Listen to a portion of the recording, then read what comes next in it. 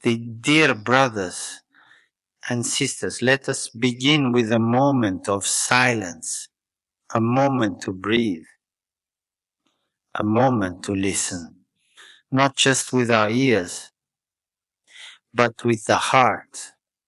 Silence.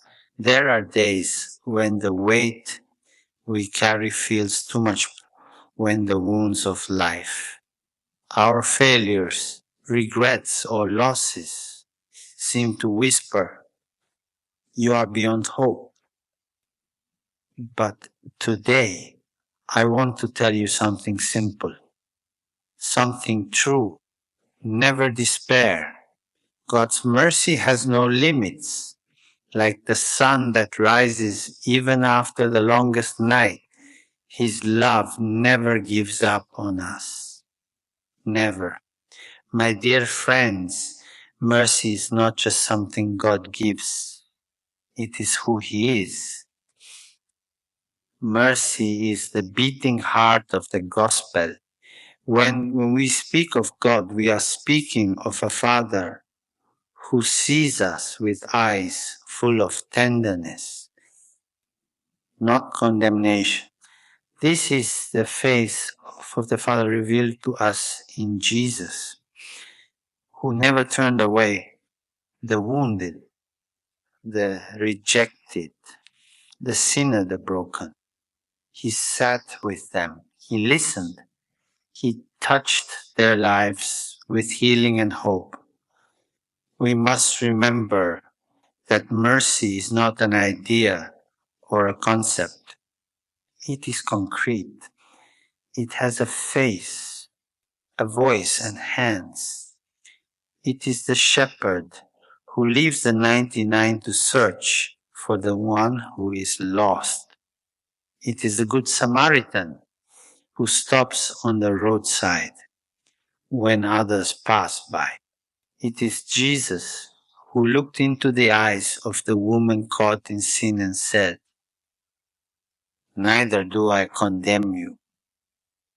Go and sin no more." We all carry things we're ashamed of, moments we wish we could undo, words we regret, choices that hurt others and ourselves. And yet, God does not define us by our failures. He sees deeper. He sees the child in us, the image of His love. He sees not only who we are, but who we can become. Mercy is also for those who think they are too far gone.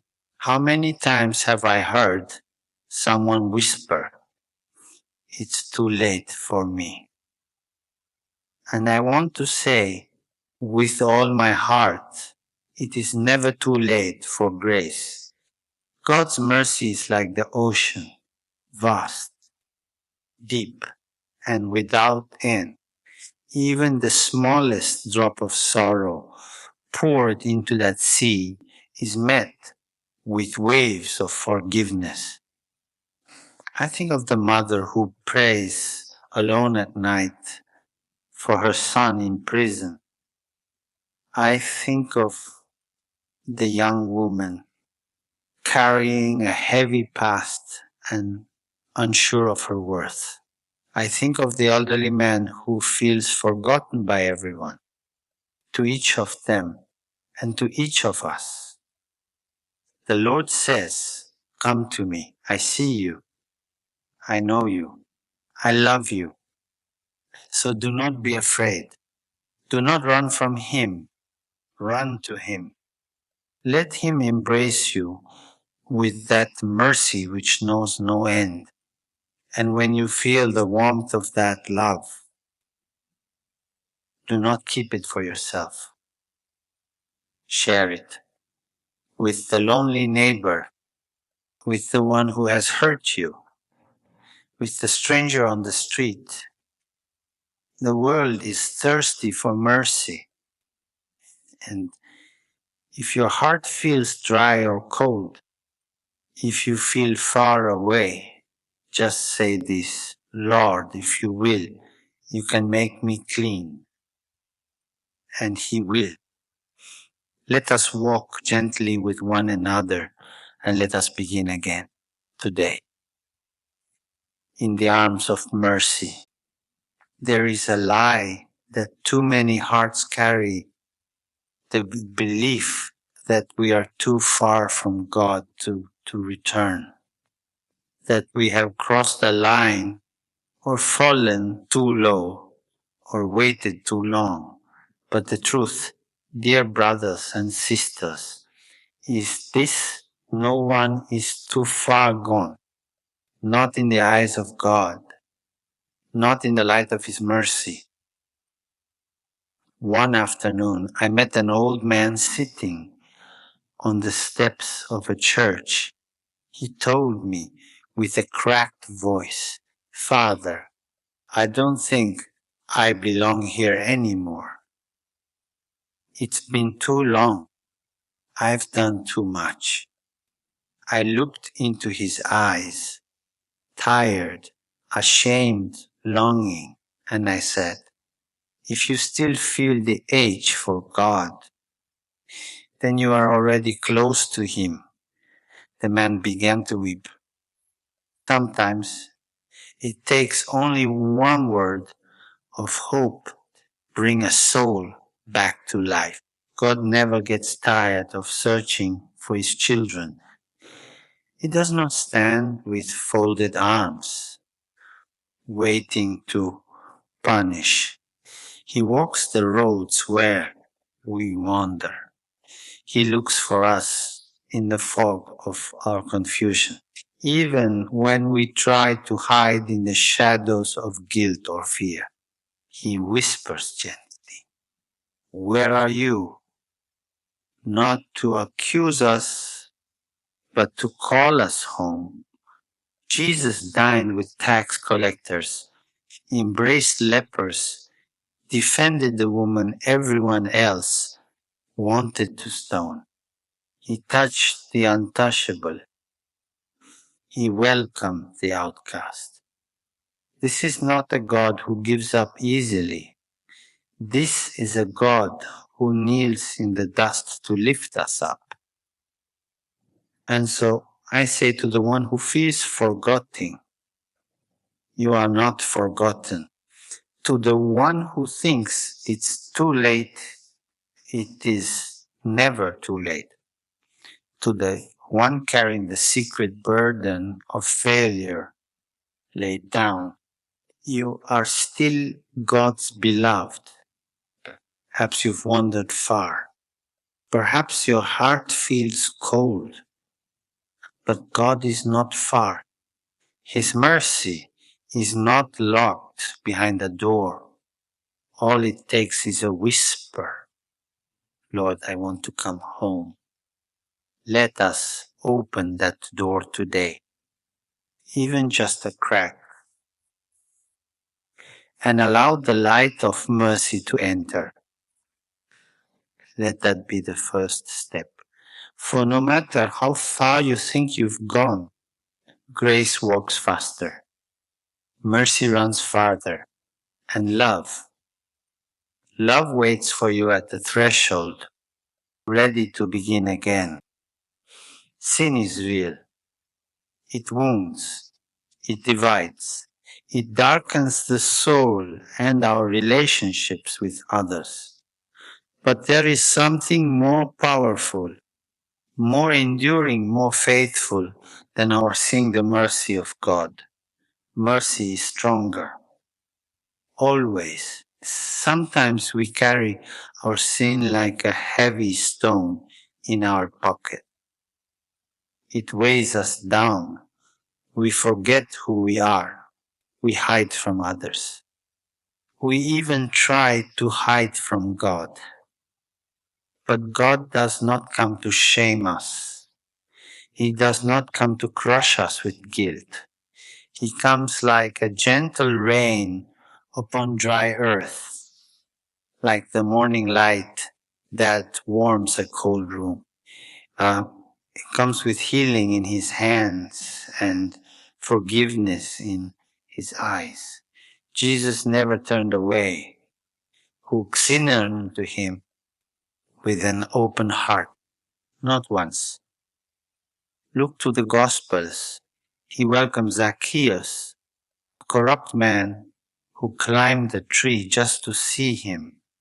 He forgave Peter, who denied him 3 times.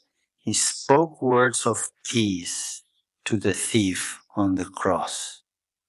That man had nothing left to offer, no time to change his life, no way to undo his past. And yet Jesus promised him paradise. Why? Because even in his final hour, he turned toward mercy. We are never too broken to be healed, never too stained to be made clean. Mercy is not earned. It is received. It is given freely, like the bread that feeds the hungry, like the hand that lifts a fallen child. I think of the mother who comes to church with a tear-stained face, lighting a candle in silence for a son who no longer prays. I think of the refugee who carries wounds we cannot see. I think of the addict who walks past the church door, wondering if he would be welcomed. Yes. Yes, you are welcome. All are welcome at the table of mercy. Let us not chain ourselves to shame. Let us not believe the lie that says we are beyond repair. Christ died not to condemn, but to redeem. Not to keep us in darkness, but to bring us home to the light. So today, take a step, even a small one. Go to the Lord with whatever you carry. No matter how heavy, how hidden, or how old. Speak from the heart. His mercy is greater than your sin. His love is deeper than your wounds. And when you taste that mercy, do not keep it for yourself. Offer it to others. Be gentle with their wounds. Be patient with their journey. Forgive as you have been forgiven. Heal as you have been healed. Love because you are loved. Let that be your witness. Let that be your joy. Let that be the beginning of something new. Mercy is not a private gift to be hoarded.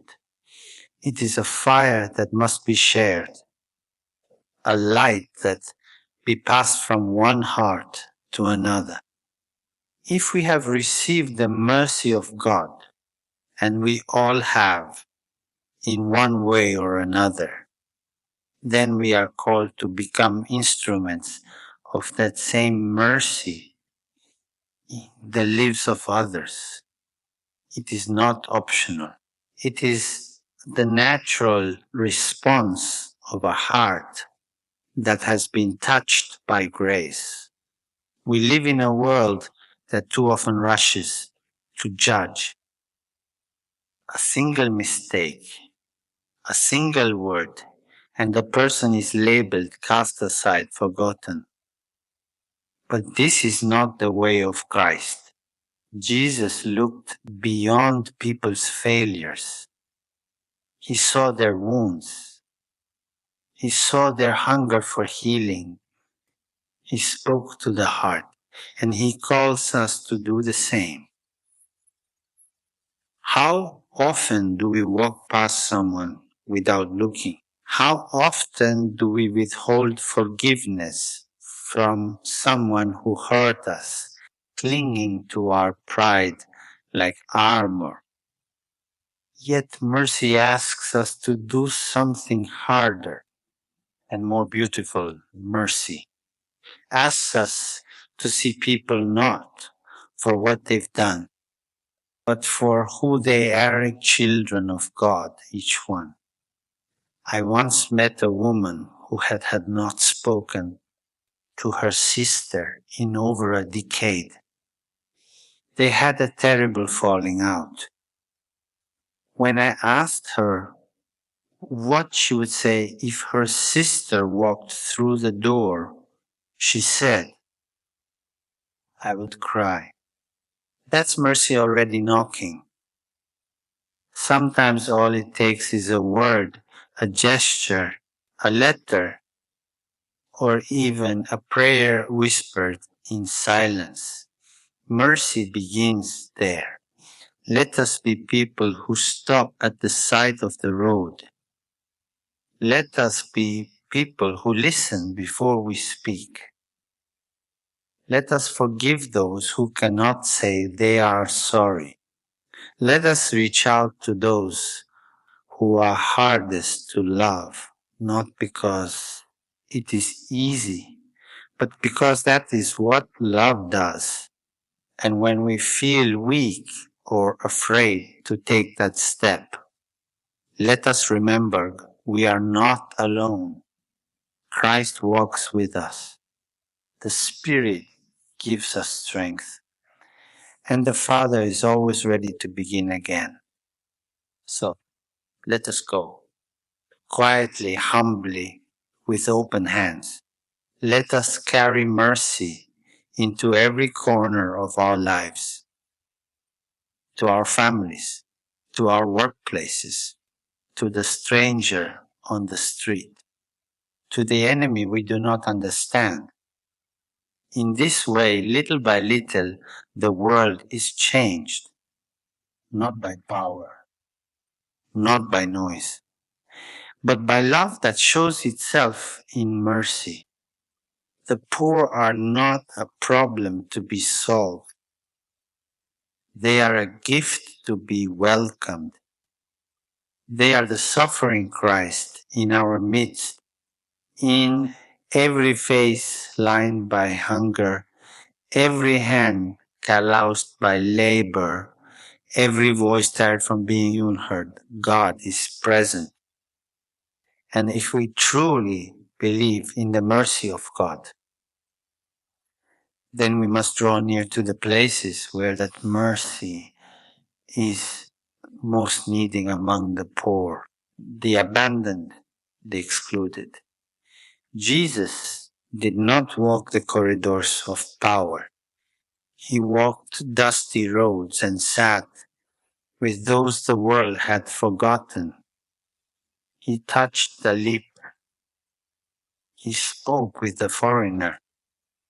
He dined with the tax collector. He stood with the widow, the orphan, the outcast.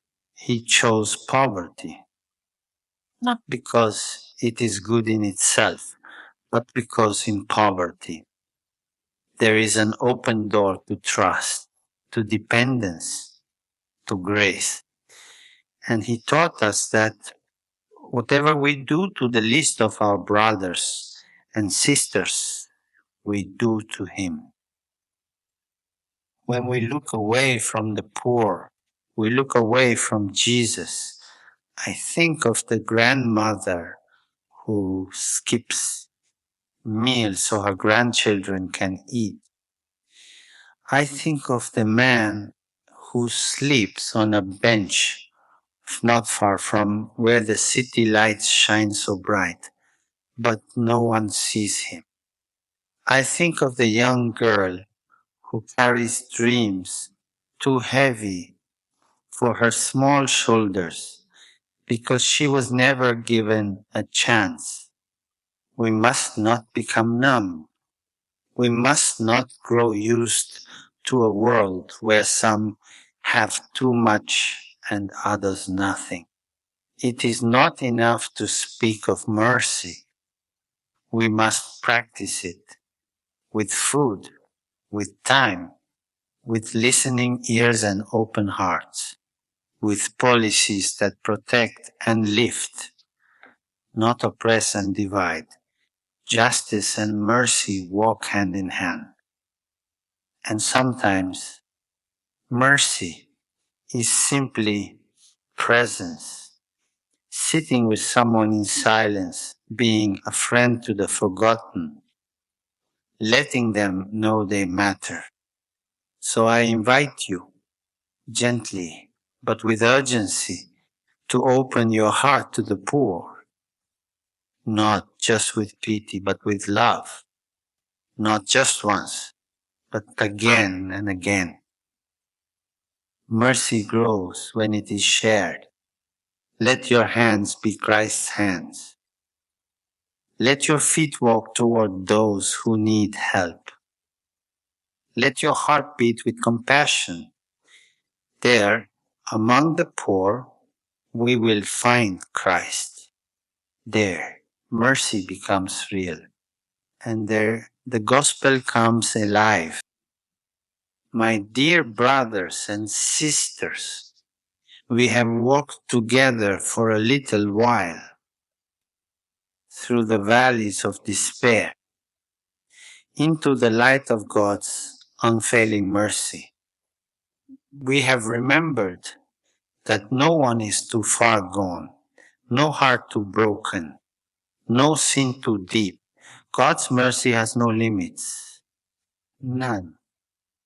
His love reaches into every shadow, every silence, every place where hope seems lost. And it calls us, each of us, not to stay the same, but to begin again. Let us not leave this message behind as we return to our daily lives. Let it stir within us. Let it take root. Let the mercy become our way of walking, our way of seeing, our way of living. Let it shape our families, our friendships, our communities. Let it soften what is hard in us. Let it give strength where we feel weak. You are loved. You are forgiven. You are called. Never despair. Never give up, even when you stumble, even when you fall. God is there, lifting, healing, waiting. Go now with hearts full of compassion. Be witnesses of mercy. Be light in the darkness. Be peace in places of conflict. Be tenderness where the world is harsh. And never forget every small act of love has eternal value. Thank you, truly, for opening your hearts. Thank you for your presence, your listening, your desire to grow in love. May God bless you abundantly. May He walk with, guide you, and give you courage. Good luck on the journey, and thank you.